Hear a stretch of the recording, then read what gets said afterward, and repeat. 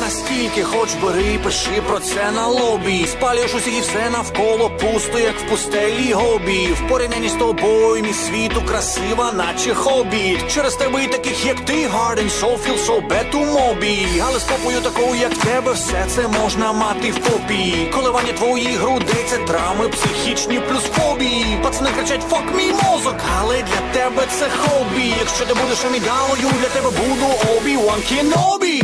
Сексуальна, небезпечна, непомірна та беззаперечна. Спокушаю, наступаєш, це найкраща ніч, ти добре знаєш. Сексуальна, небезпечна, непомірна та беззаперечна.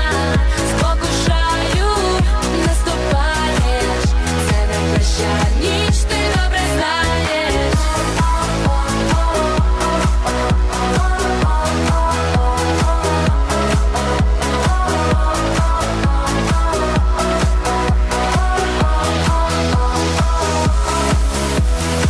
Ти добре знаєш, який я, як я ставлюсь до того, яка ти. Таких, як ти, більше нема, це правда, але подібних багато. Тому порада всім красуням, будь ласка, не будьте егоїстки. Я не дуже люблю м'ясо, але дуже люблю голі кістки. Поділіться зі мною всім найкращим, що ви маєте. А в знак подяки ми замутим з вами кабаре і вар'єте. Потім поміняємо любов групову на пристрасний тет-а-тет. Маю риму ідеально на ета, але її не пустять в ефір.